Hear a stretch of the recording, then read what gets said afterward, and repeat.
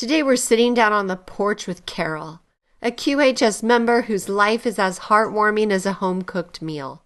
What paths did she follow to get to where she is today? Let's take a stroll down memory lane and see what's been cooking behind the scenes. Hi, this is Carol Franz, and the information I'm going to be giving is for my prequel to the QArc. My ancestors came from both sides of my family, somewhere in Prussia. One side of the family mostly, and the other side from England. I don't know about their immigration stories whatsoever, but I do know they ended up here in the United States. I had a great-grandfather who fought in the Civil War at Gettysburg. Interesting story from my mother's, that was on my dad's side. Interesting story from my mother's side of the family. Her mom was born in 1884. And so as a child, she and her siblings had to step over the drunks in Dearborn, Michigan. Imagine that, to get to school. So her parents moved them to Kansas, where they homesteaded. My grandmother and grandfather met each other, got married in 1910, and homesteaded in Bentley, Kansas. So my mother was the second born of 2 children in her family, and my dad was the baby of 10. Both raised in Kansas, both on the farm, one in Bentley, one in Alamota. So that puts me as ethnically Northern European. And interestingly, my ancestors' village name of Walter, or as they would have said in the old country, Walter, and Richard's village of Franz are only about 25 kilometers apart from each other.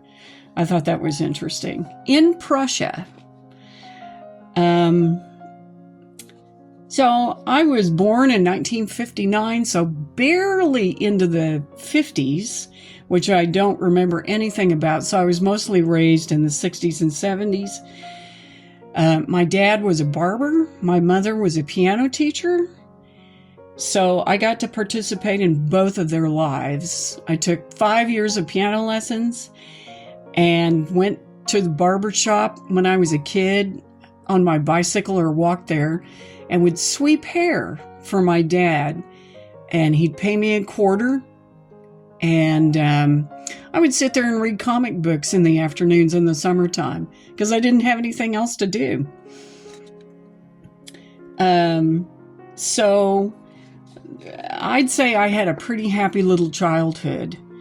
I had 3 older siblings. One died at birth, the oldest, and then my brother and sister were both older than me, so I'm the baby of the family. There were neighborhood childhood friends. And as far as feeling loved and protected, I have to say that I probably had the childhood that a lot of other people would have loved to have had. I walked to the neighborhood grade school, to the barber shop, came home when the street lights came on in the summertime. Everything you've heard about. So as far as me being shy or bold, a leader, or bullied by others, I really don't remember being bullied, even though I'm only 5 foot tall. David Wilkerson came to our local high school when I was in the 8th grade, and I accepted Jesus Christ's salvation at that time when I was 14. I've never been raped, attacked, or felt compelled to use my pepper spray on my key ring. I've had the mundane little life that a lot of people would love to have. I've always been a social creature. I easily have male and female friends and have had since my formative years in school, even into adulthood, and have felt very secure in my relationships. As far as injuries or illnesses go, I lost my gallbladder as an adult. All of these things happened as an adult. Part of a toe bone because of the need for surgery to repin it, and an ankle bone I broke hyperextending my foot sliding down a hill in the African bush in Uganda. I've been married for 45 years as of this last week, and married to Richard, my best friend and the love of my life. I've had 1 miscarriage and 6 children, 6 live births, twins, all vaginally delivered and living today as adults.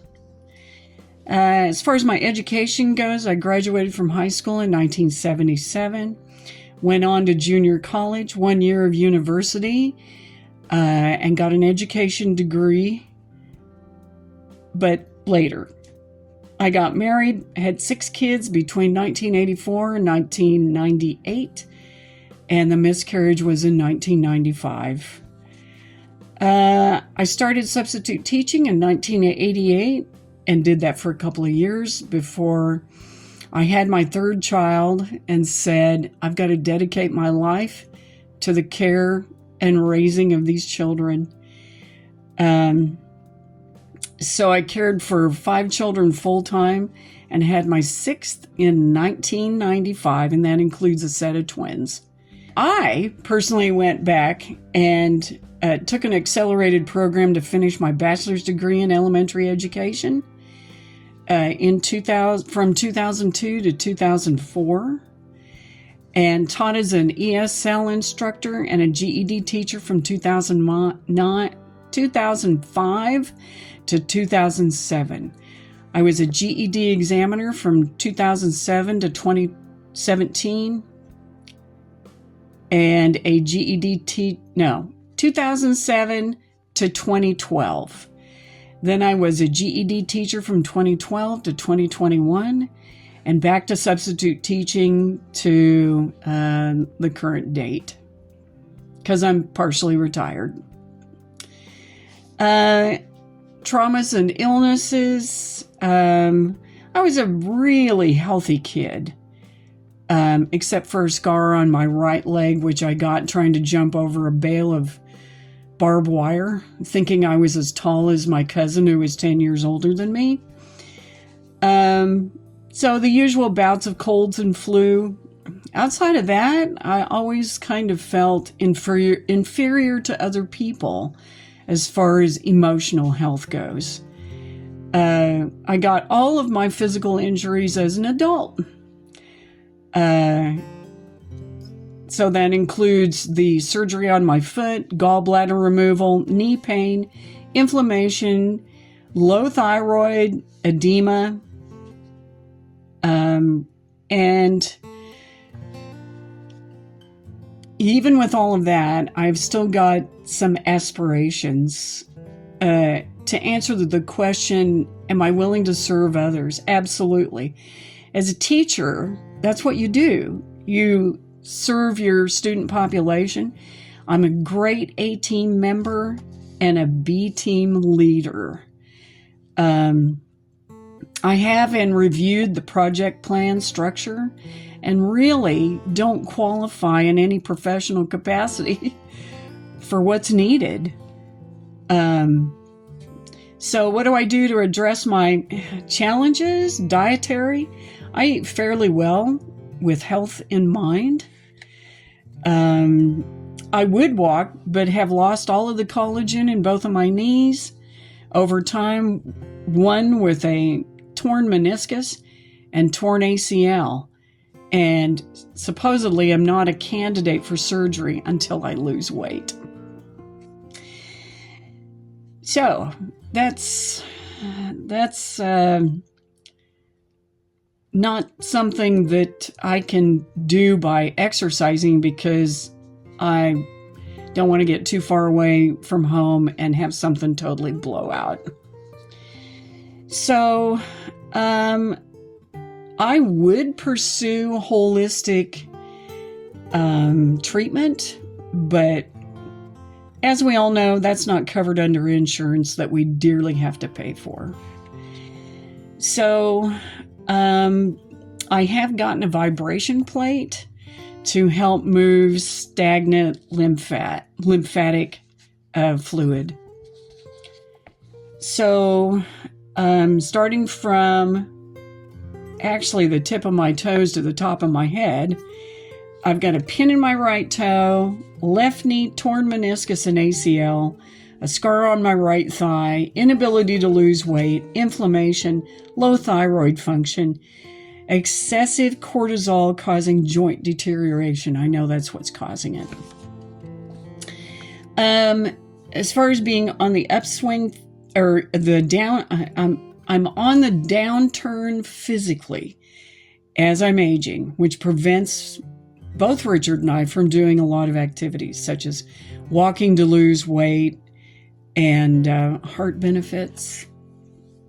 On the upswing, I've never been so hopeful about the future in my life.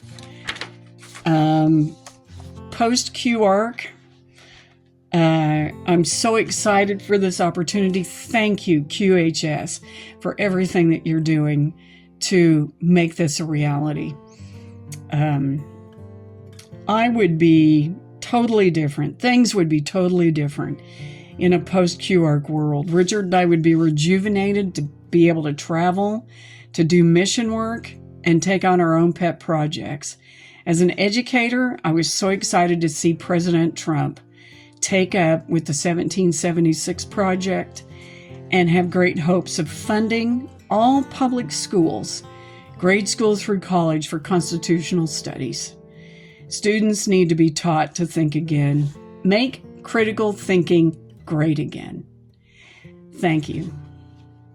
Join us on the Prequel, where every story matters and every voice is heard. Because here at QHS, we're all about healing, learning, and growing together.